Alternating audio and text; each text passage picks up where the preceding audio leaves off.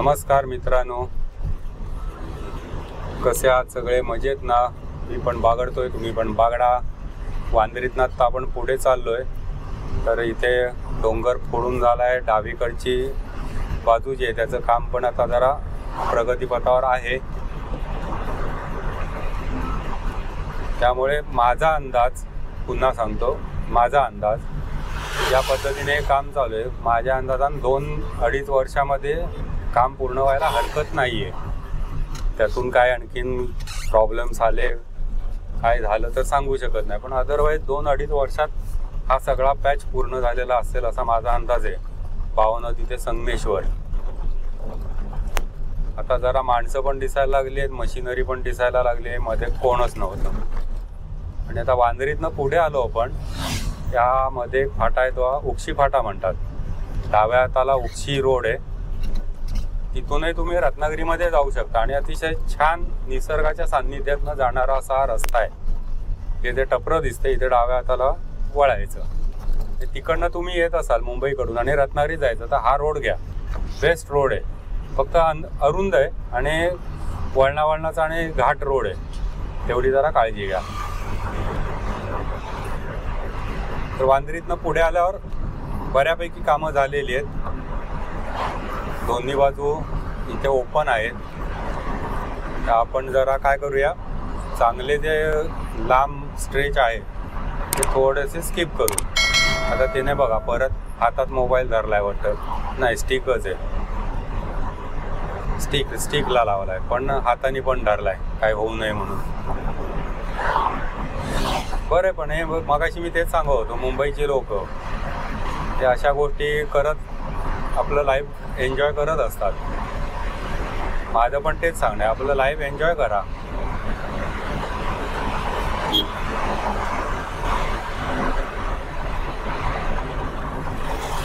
हा पुढचा जो रोड आहे हा बऱ्यापैकी झाला आहे सगळा. दोन्ही साईड व्यवस्थित आहेत, त्याच्यामुळे प्रॉब्लेम काही नाही. आणि प्रॉब्लेम काही नाही याचा अर्थ 100 आणि 125च्या स्पीडनी जावा असंही नाही. 80-90 ठीक आहे. यांचं काहीतरी झालंय, मध्येच गाडी बंद पडली, टायर पंक्चर झालेला दिसतोय.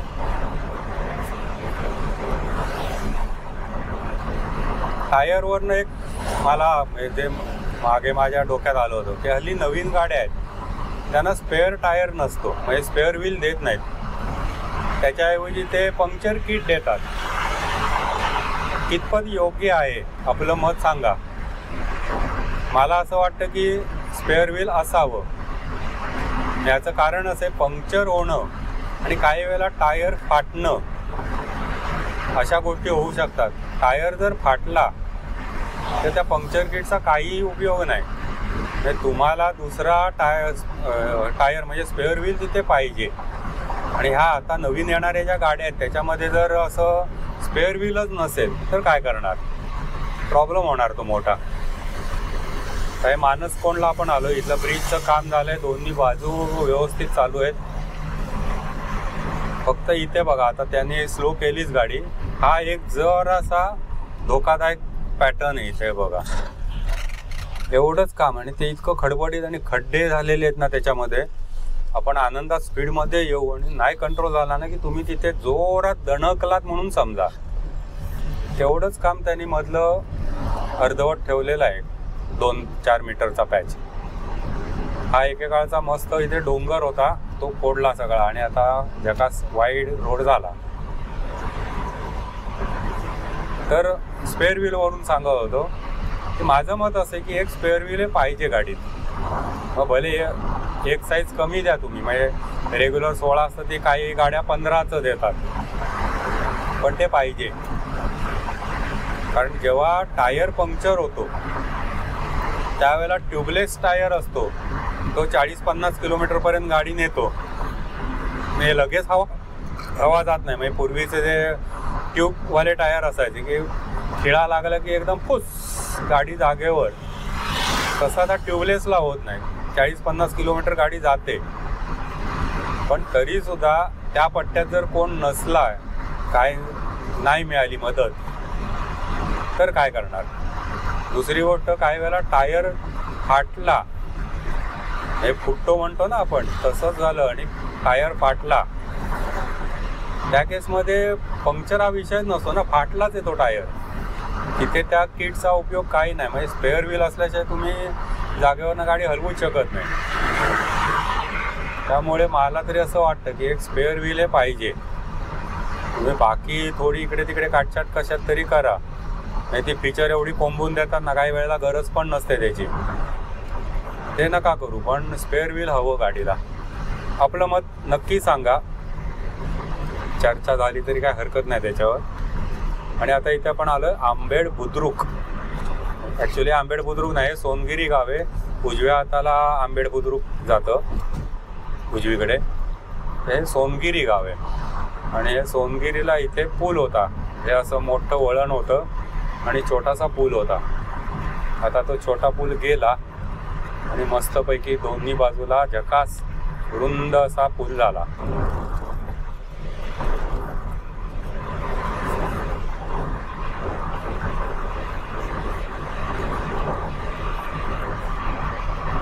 सोनगिरीचं हे वळण इथे फक्त चढ होता, आता तो चढ गेला. आणि तिकडनं आपण चढातनं खाली उतरून मध्ये यायचो आणि इथे परत ह्या चढाला लागायचो. असा हा रस्ता होता पूर्वीचा. आता चढ वगैरे सगळं गेल्यामुळे आपण बऱ्यापैकी खाली आलो.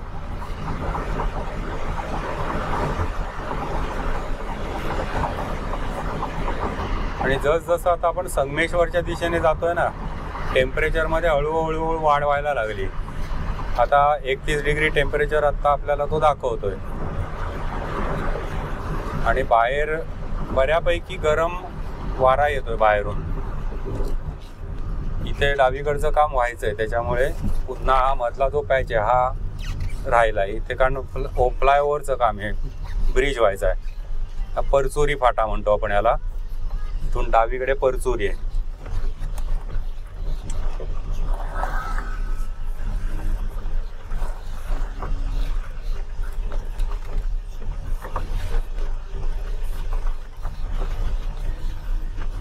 हा सगळा परचुरीचा ब्रिज होणार आणि इथे कनेक्ट होऊन तो बाहेर पडणार.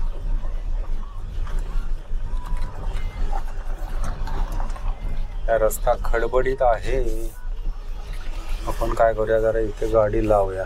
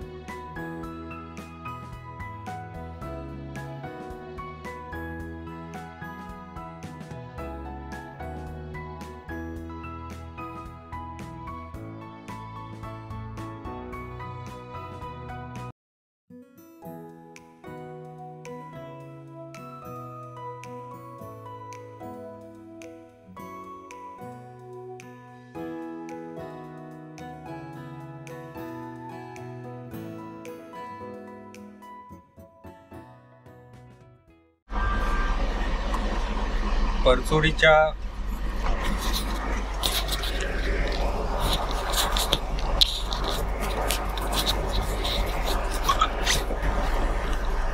परचुरी ब्रिजच्या इथे जे काम चालू आहे तिथे जरा ड्रोन शॉट घेतले. बाहेर प्रचंड गरम आहे, प्रचंड. तुम्ही विदाऊट कॅप, टोपी न घालता बाहेर उभं नाही राहू शकत. एवढा चटका आहे बाहेरच्या उन्हाला. असो, पण चांगले ड्रोन शॉट मिळाले. आता हवा एकदम क्लिअर आहे, कुठेही ढगाळ नाही, एकदम स्वच्छ हवा आहे. हा परचुरीचा जो ब्रिज आहे त्याचा आता कनेक्टिव्हिटीचं काम चालू आहे. हा मातीचा सगळा भराव करून मग तो त्याला पुढे कनेक्ट होणार. हा आत्ता जातोय आपला हा जुना रोड. इथे मात्र ब्रिज पाशी हे काम जरा स्लो आहे.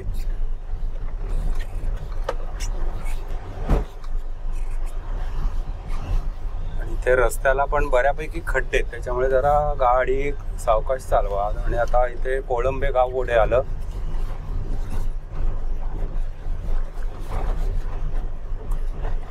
कोळंबेचा जुना ब्रिज, त्याच्यावर आता आपण चाललोय.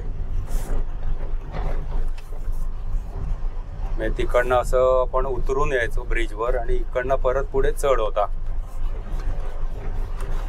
असो, हा बघा इथनं पुढे तो चढ आहे.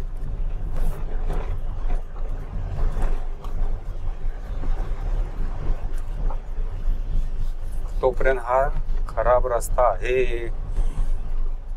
ह्याची दुरुस्ती करणार आहेत का असंच ठेवणार आहेत काय कळायला मार्ग नाहीये.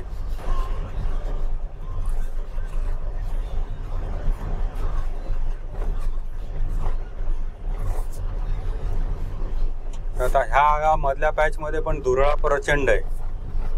विशेषतः मोठ्या गाड्या गेल्या की त्या जरा जरी त्यांचा स्पीड असला ना तरी धूळ उडते, भरपूर उडते. त्यामुळे इथे जरा गाडीच्या काचा बंद करूनच गाडी चालवा, नाही तर तोंडाला फडकं तरी हवं.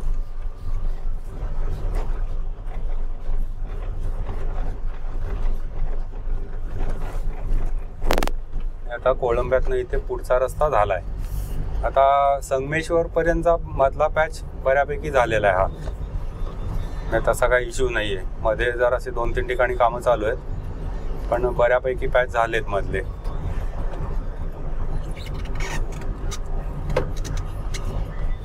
मुळे स्नॅक्स,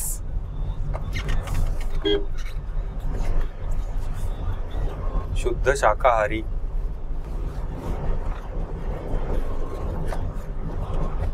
इथे उजव्या हाताला हे जे रस्त्याचं काम ज्यांनी घेतलंय त्याचा सिमेंटचा प्लांट आहे. तो सिमेंट कॉन्क्रीट सगळं इथे तयार करतो आणि मग रस्त्याला ते सामान जातं. इथे सगळे तुम्हाला त्याचे ट्रक्स बघायला मिळतील रस्त्याच्या कामाचे. उजवी बाजू अजून काही नाही झालेली आहे, एक साईड झाली आहे फक्त. खडी वगैरे येऊन पडली, म्हणजे आता ते पहिला लेअर वगैरे होऊन त्याचं काम होईल एवढ्यातच. आणि इथून पुढे मात्र 2 बाजू चालू आहेत.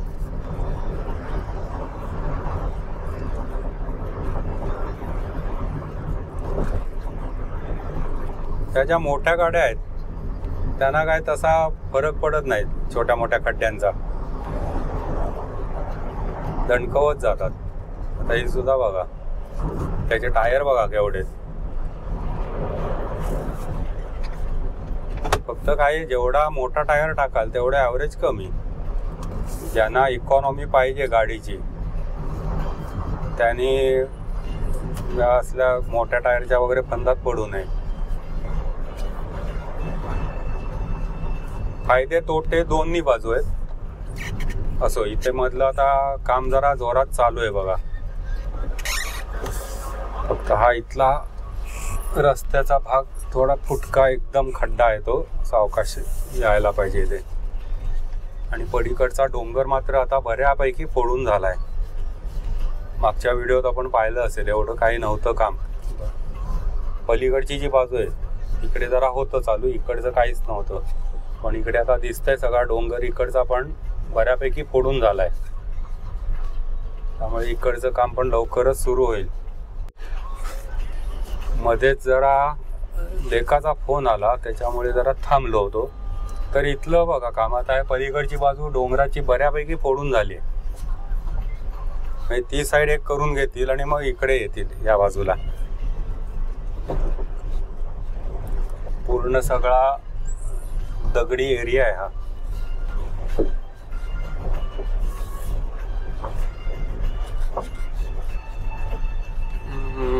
सावकाश सावकाश जाणे, दुसरा पर्याय नाही. हा 150 आणा त्याच्यात ओव्हरटेक करून गेला पुढे. जराही पेशन्स नाहीत. मागच्या पण व्हिडिओत सांगितलंय, ज्यांना पेशन्स नाहीत त्यांनी ड्रायव्हिंगला बसूच नका. शेजारी बसून झोप काढा जकासपैकी. ज्या व्यक्तीकडे पेशन्स आहेत त्यांनी ड्रायव्हिंगला बसावं.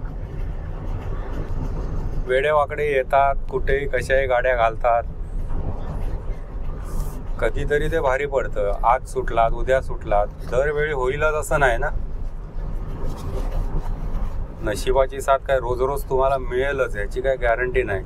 असो, इथे मात्र अजून मधलं काम नाही काय झालेलं. पण हे रस्त्याचे बघा जरा, सिमेंटचा रस्ता संपून जिथे रफ रोड येतो तिथले उभेच्या उभे ते तसे सोडून दिलेले आहेत.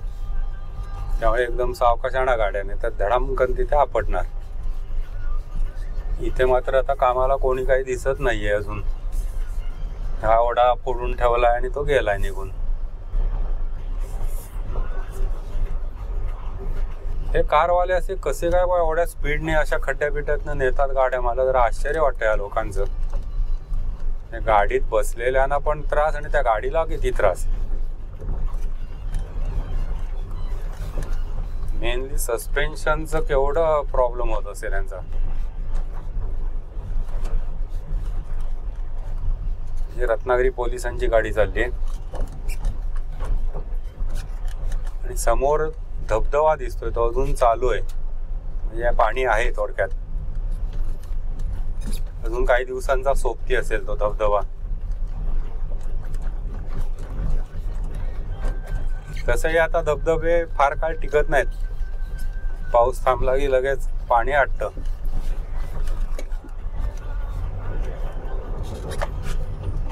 पुढे आता ब्रिज पण दिसतोय आपल्याला, रेल्वे पूल.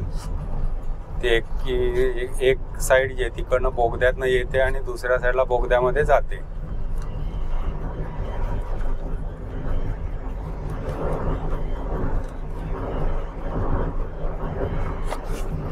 ह्यामध्ये आता जरा चांगला पॅच परत मिळाला आपल्याला. ते सुरुवातीला पण मी सांगितलं पहिल्यांदा की ओव्हरऑल बाव नदी ते संगमेश्वर टप्पा जर घेतला आपण तर 70-80% काम झालंय म्हणायला हरकत नाहीये.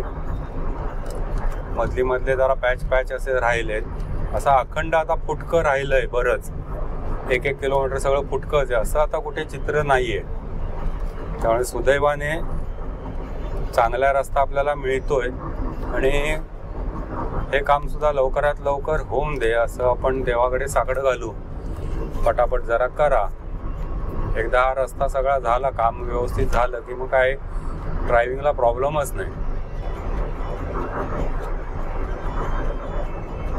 या हायवेच्या कामानिमित्त बरीच झाडं तोडली गेली, जंगलतोड झाली, म्हणजे रस्त्यालगतची मोठी मोठी झाडं गेली. वाईट वाटत होतं. पण तरी सुद्धा काय आहे, दुसरी बाजू अगदीच भकास वातावरण नाहीये. म्हणजे ती झाडं गेली असली तरी अजून बाकीचा निसर्ग बऱ्यापैकी टिकून आहे. तो अजून असा टिकून राहायला पाहिजे एवढंच फक्त म्हणणं. काही ठिकाणचे रस्ते किंवा काही देशांमधले रस्ते मी बघितलेत ना, झाड तुम्हाला कुठे नजरेस भेटतच नाही. पूर्ण म्हणजे पूर्ण नुसता रस्ता आणि ओसाड दोन्ही बाजून.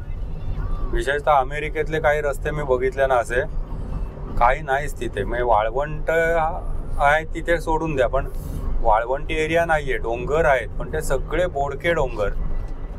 कुठेही झाड दिसत नाही, नजरेस पडत नाही आणि मधनं सरळ सोट असे रस्ते. आपल्याकडे सुदैवाने अजून ती अवस्था नाहीये.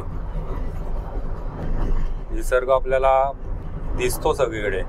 आणि आता पुढे म्हणजे मी पोलादपूरपर्यंत गेलो, त्याच्या पुढचं मला माहिती नाही पोलादपूरच्या पुढे काय आहे. पण हा जो पट्टा आहे इकडेचा पोलादपूरच्या अलीकडचा, तर हा पट्टा अगदी पुढे गोव्यापर्यंत तसा निसर्गाने भरलेला आहे, निसर्गाने समृद्ध आहे. त्याच्यामुळे अगदी पूर्ण भकास वातावरणातनं आपण फिरतोय असं कुठे होत नाही. तेवढी एक आपली जमेची बाजू एवढी या रोडला आहे, तेवढं नक्कीच. आता आपण संगमेश्वरच्या जवळ येतोय. हा व्हिडिओ मी संगमेश्वरला पुढे शास्त्री पुलापर्यंत जातो आणि तिथे थांबवतो. तर पुन्हा एकदा सर्वांना विनंती करेन, माझे व्हिडिओ जर आपल्याला आवडत असतील तर लाईक करा, शेअर करा. चॅनल सबस्क्राईब केलं नसेल तर सबस्क्राईब करा. व्हिडिओ पूर्ण बघा शेवटपर्यंत. आपल्या जर काही सूचना असतील किंवा आपल्याला काय सांगायचं असेल तर कमेंट बॉक्समध्ये नक्की टाईप करून सांगा. आपल्या चांगल्या कॉमेंट्स ह्या तर नेहमीच आम्हाला प्रेरणादायी असतात. निगेटिव्ह कमेंटसुद्धा काही वेळेला येतात, पण कदाचित कसं होतं त्यातनं काही गोष्टी आम्हाला शिकायला पण मिळतात. त्या शेवटी तुम्ही निगेटिव्ह कमेंट्स कशा घेता याच्यावरती आहे, तुमच्यावरती अवलंबून आहे. आता काही व्हिडिओच्या बाबतीत मला सुद्धा अशा 3-4 निगेटिव्ह कमेंट्स दिल्या. माझ्या परीने मी क्लॅरिफाय करायचा प्रयत्न केला, पण कसं होतं त्याच्यावर ते परत काही रिप्लाय देत नाही. थोडीशी चर्चा झाली तर काहीतरी मार्ग निघू शकेल असं मला वाटतं. तेव्हा निगेटिव्ह कमेंट द्यायला काय हरकत नाही माझी, पण उगाच कारण नसताना कोणाला निगेटिव्ह कमेंट देणं, डिसलाईक करणं मी पर्सनली स्वतः करत नाही. चांगल्याला चांगलं म्हणूया आणि वाईट आहे ते सांगूया, हे वाईट आहे, पण त्याच्यावर काहीतरी एक सोल्युशन पण देऊया की हे असं करा, हे असं नको. तर इथपर्यंत हा आता रस्ता आला आणि पुढचं आता संगमेश्वरच्या इथलं काम जे आहे तिथे व्हायचं आहे अजून सगळं. तर आता तिकडे रस्त्याची परिस्थिती बहुतांशी अशीच आहे बऱ्यापैकी. फक्त आता पुलाचं काम कुठपर्यंत आलंय ते आपण बघूया.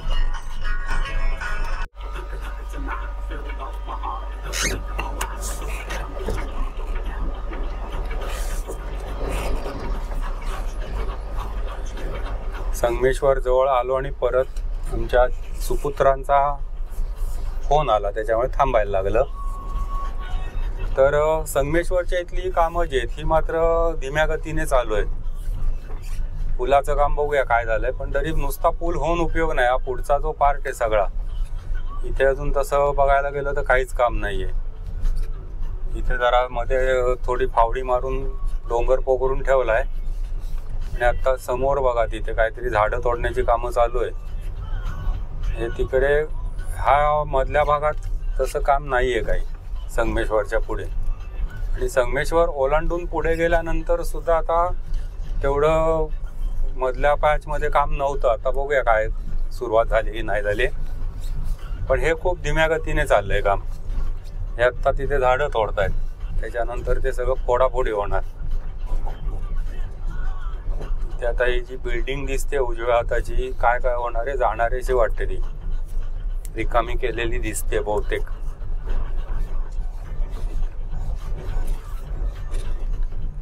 माझा अंदाज कसली तरी शासकीय गोडाऊन बिडाऊन असणार आहेत. जुन्या काळातली बिल्डिंग आहे. शासकीय धान्य गोदाम संगमेश्वर.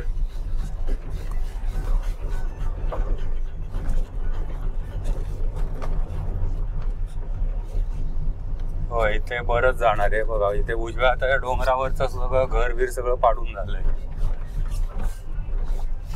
हा वरून तसा खाली उतरणार आहे रोड. पुलाचं काय काय झालंय बऱ्यापैकी इथनं तरी वाटतंय काम झाल्यासारखं. बघूया जवळ जाऊन. हा बघा, आता उजव्या साईडला कामाला त्यांनी सुरुवात केली हे सगळं फोडायला. तसा वळून तिकडनं वर जाणार तो रस्ता. इथे पिलर पण झालेत घालून डाव्या हाताला. असा तिरका वळून क्रॉस पलीकडे जाणार.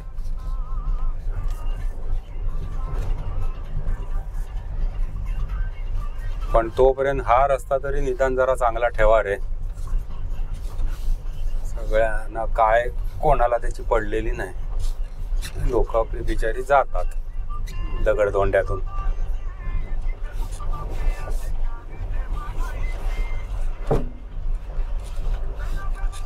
ब्रिज ब्रिज ब्रिज आहे, बऱ्यापैकी दिसतंय काम झालेलं.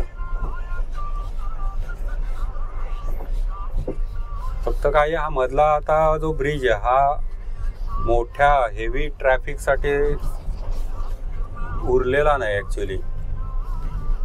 खूप अरुंद आहे बघा. म्हणजे मोठा ट्रक आला आणि आपली गाडी जरी न्यायची म्हटली ना तरी पटकन सहजासहजी स्पीडमध्ये नाही जाता येणार. किती वर्ष झाली असतील या पुलाला? कोणाला माहिती असलं तर जरा कमेंट बॉक्समध्ये टाका. आणि आता आपण आलो संगमेश्वर बस स्टँड. हा जो डाव्या हाताला रस्ता होतो तो संगमेश्वर गावातनं तिकडनं शास्त्री पुलाच्या इथे बाहेर पडतो. आणि इथे उजव्या हाताला संगमेश्वर बस स्थानक.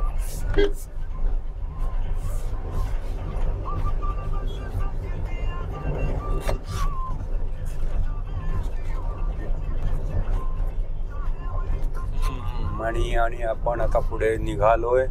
इथे गर्डर्स तयार करून झालेले आहेत.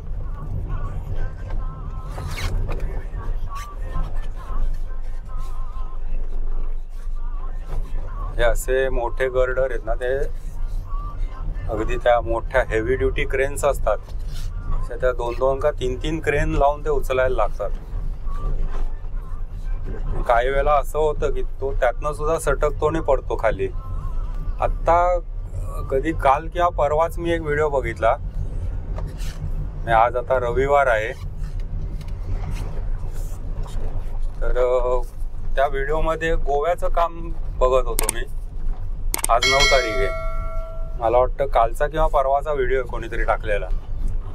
परवरीला जे ब्रिजचं काम चालू आहे, परवरीचा ब्रिज आपल्याला माहिती असेल की जवळजवळ 5 किलोमीटर लांबीचा ब्रिज आहे. परवरी ते म्हापसा जंक्शन जे आहे तिथपर्यंत तो ब्रिज आहे, सगळा 5 किलोमीटर लांब आहे. तर तिथे ते वरती गर्डर जेव्हा चढवत होते, तर ते करत असताना क्रेनमधनं तो गर्डर सटकला आणि खाली पडला. त्याच्यामध्ये एकाला काहीतरी लागलेलं दिसत होतं. बाकी आणखीन काय कोणाला लागलं, काय जखमी झालं, काय कळायला मार्ग नाही तिथलं. पण तिथे सुद्धा मी बघितलं ना, त्या मोठ्या 3 क्रेन होत्या आलेल्या, त्याच्यातनं सुद्धा तो काहीतरी सटकला असं म्हणतायत. एक तिकडचा कोणतरी युट्यूबर आहे, त्याने तो व्हिडिओ केला होता. त्या 2 दिवसात मी पाहिला तो. तसं बघितलं ना, जिकरीचं आणि धोकादायक काम आहे हे सगळं मॅनेज करणं. आणि ते सुद्धा कसं आजूबाजूला सगळं ट्रॅफिक चालू आहे अशा परिस्थितीत. इकडचा भाग मात्र फोडून झाला आहे सगळा. मागच्या वेळी इकडचं काम नव्हतं तेवढं, हे आता फोडून बिडून झालंय. आता पुढे पैसा पण हायस्कूलच्या इथे काय काय झालंय आपण बघूया. तिथे ब्रिजचं काम व्हायचं होतं, ती ब्रिज व्हायचा आहे तो. तिथे आता बघूया काय झालंय. आपण आलो त्यावेळेला पाऊस होता, सगळा चिखल वगैरे झालेला होता तिथे.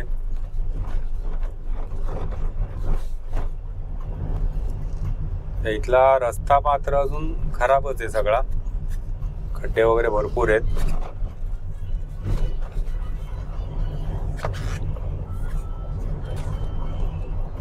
ब्रिजचं काय काय केलंय, माती बिती येऊन पडायला लागली म्हणजे भरावासाठी. नाही, ब्रिजला पुढे अजून काही कनेक्टिव्हिटी वगैरे काही दिसत नाहीये. म्हणजे मागच्या वेळी आपण बघितलं होतं बऱ्यापैकी तसंच राहिलेलं आहे अजून काम. आणि थोडासा इथे आणखीन एक पार्ट असा झालाय की रस्ता आणखीन अरुंद झालाय. किती छोटा आहे बघा, त्याच्यातनं आपल्याला आता गाड्या म्हणजे 2 मोठ्या गाड्या समोरासमोर येऊ शकत नाहीत, इतका छोटा झालाय रस्ता. पूर्वी निदान 2 गाड्या जरा क्रॉस करून व्यवस्थित जात तरी होत्या. इथे आता मोठे टोन ट्रक जर आमने सामने आले, बस वगैरे, ॲट ए टाइम नाही जाऊ शकत.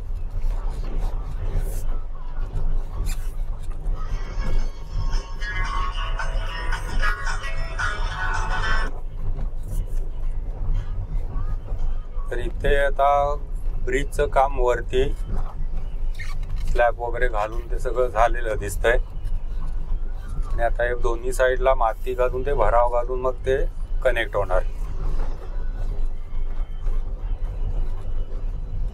पण तोपर्यंत सगळ्या गोष्टींना वेळ जाणार. त्याला काय बरं म्हणतात, बॉक्स टाईपचा ब्रिज ना, काहीतरी असं नाव आहे याला. कोणाला माहिती असेल तर जरा कृपया सांगा. हे रेडीमेड बॉक्स येतात असे, आणि ते टाकून मग त्याच्यावर कॉन्क्रीट घालतात. आणि इथे हनुमानाचं मंदिर आहे, ते आता नवीन बांधायला घेतलंय. ते मंदिर असं मधोमध होतं.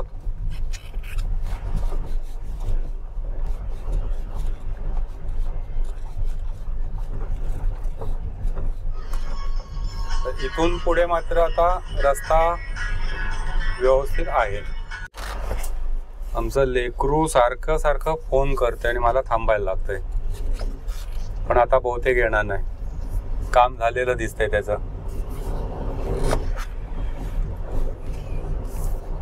तर इथून आताच माझ्या नॉलेजप्रमाणे आपण मागे सुद्धा व्हिडिओ केले, चिपळूणपर्यंतला तुम्हाला आता काही प्रॉब्लेम नाही, चिपळूणपर्यंत रस्ता ओके आहे.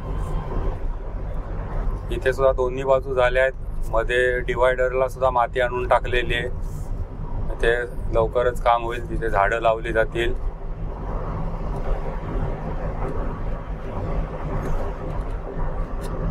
तर हा व्हिडिओ आपण आता त्या पुलाच्या पुढे थांबवूया. माझे व्हिडिओ आपल्याला आवडत असतील तर नक्की लाईक करा, शेअर करा. चॅनल सबस्क्राईब केलं नसेल तर सबस्क्राईब करा. मित्रपरिवारामध्ये चॅनलची माहिती द्या. व्हिडिओ पूर्णपणे बघा शेवटपर्यंत. इथं का लिहिलं आहे, गणपतीपुळे फाटा 500 मीटर. डिंगणी मार्गे गणपतीपुळा रत्नागिरी असं तुम्ही जाऊ शकता. मधला सगळा पॅच तुम्हाला स्किप करता येईल. आणि हा आता नवीन पूल दोन्ही बाजू ओपन केलेले आहेत. शास्त्री पुलाचा नवीन पोर्शन हा. फक्त पुढचा रस्ता जो आहे तो मध्ये जरा डिस्कनेक्टेड आहे, थांबवलेलं आहे तिथलं. तर हा व्हिडिओ मग आता इथे थांबवतो. तर माझे व्हिडिओ आपल्याला आवडत असतील तर लाईक करा, शेअर करा. चॅनल सबस्क्राईब केलं नसेल तर सबस्क्राईब करा.